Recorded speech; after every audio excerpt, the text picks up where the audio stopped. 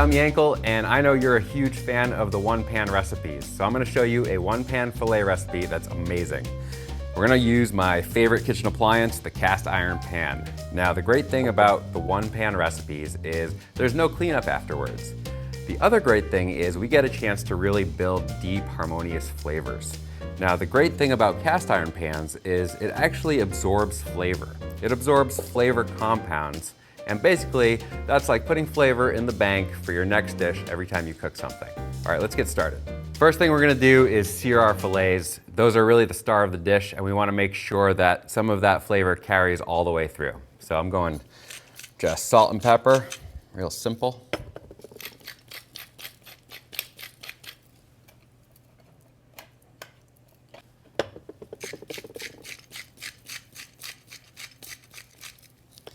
Beautiful.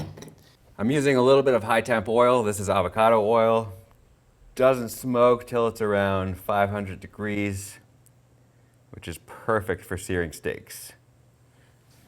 All right, just a little bit of that. We're gonna get the steaks in there, give them a nice hard sear, and then we're gonna pull them out and let them rest while we work on some other components. So I'm going into the pan.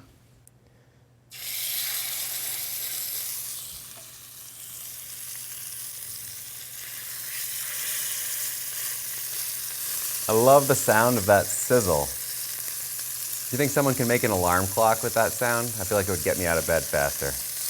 As I sear the steak for the first time, I press down on it a little bit just to make sure we have good contact with the pan. The sear is really where the flavor starts to build.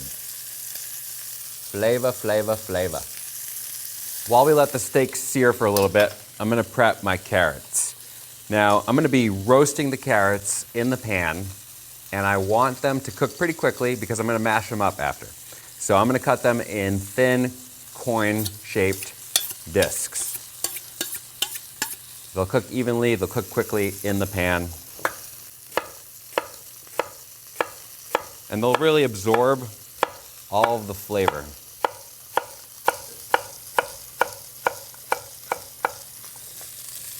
You're gonna start a flavor counter in the corner of the screen, cha-ching, every time I say flavor.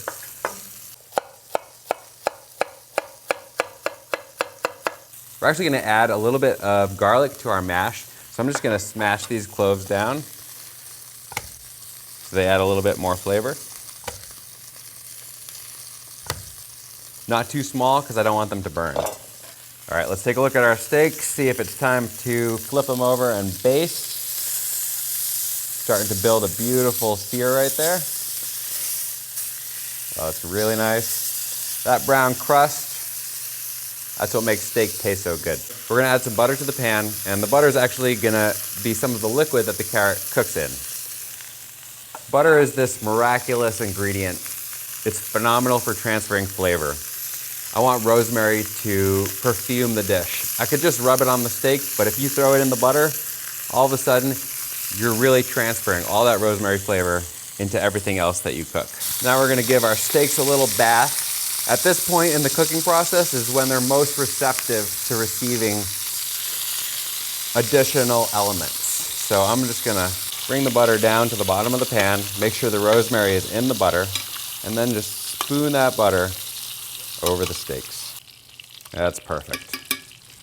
So I'm gonna put a little bit of that butter aside.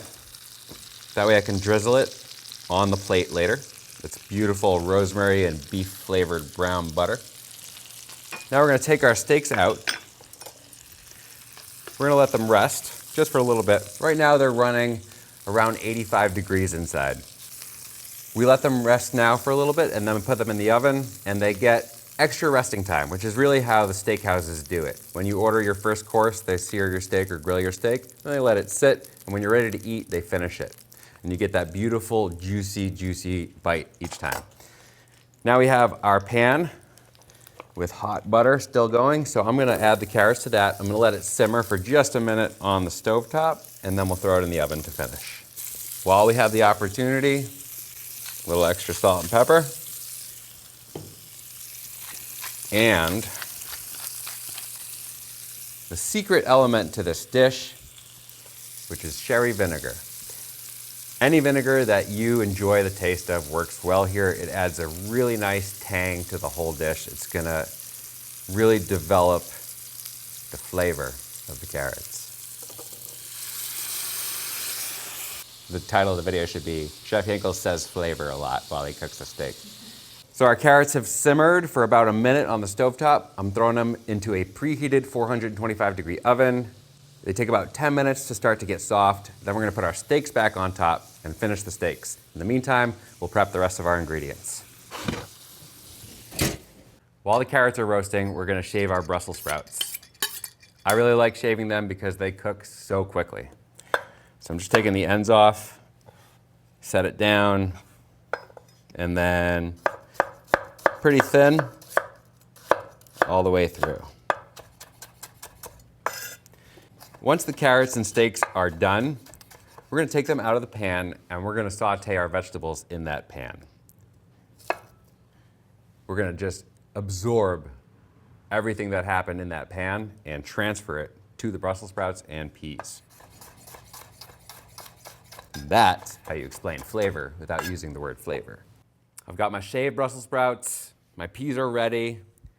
The peas are raw. We're just gonna flash them in the pan real quick right before we're ready to plate. Time to check on our carrots. If they are tender, we're gonna put our steaks on top to finish them. Let's take a look. It's been about 12 minutes.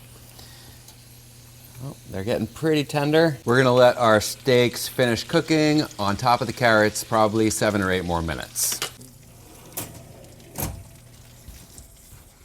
Looks like our steaks are done. Let's just take a quick temperature to be sure. We have mid 120s.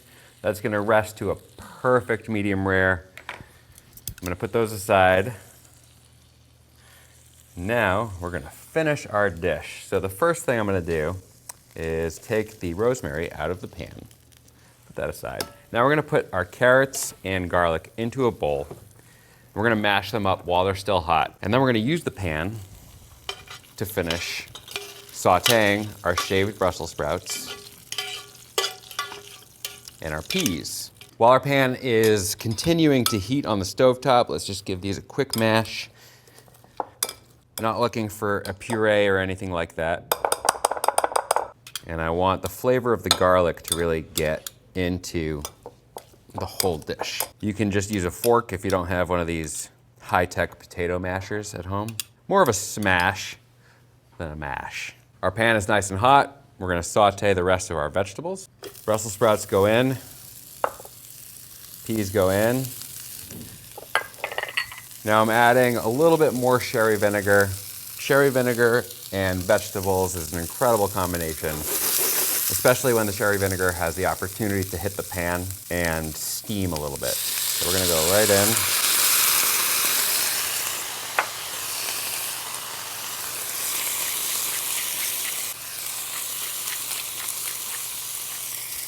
One last bit of seasoning. Remember, you just took the pan out of a 400-degree oven. Don't touch it with your hands.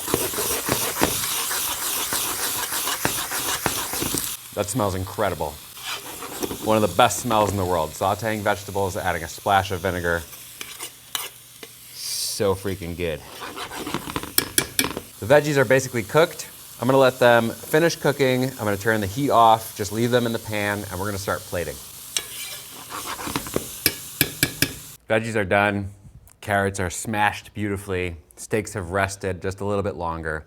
We're ready to plate.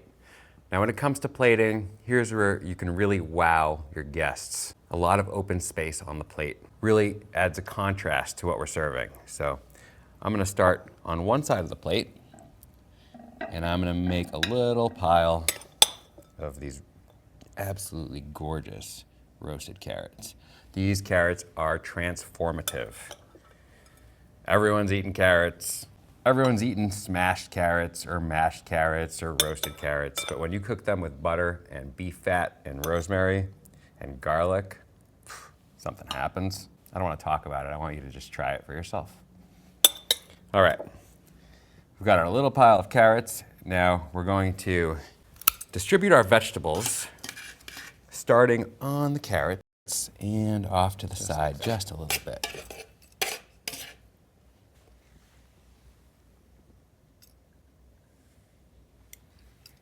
When it comes to plating for special occasions, I like to do individual plates. You really get that whole experience right in front of you. You don't have to share it with anyone.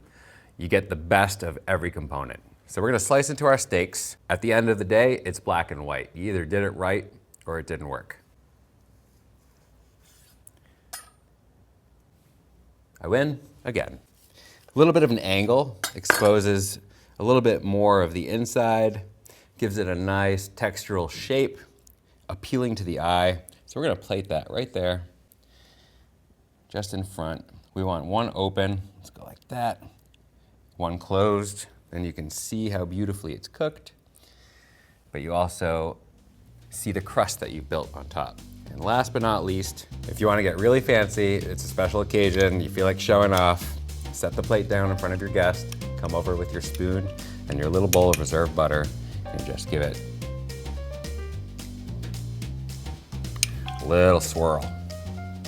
It's all about presentation. So there you have a really easy one-pan recipe that also looks really fancy and tastes absolutely amazing. I'm Yankel. Go cook something in a cast iron pan.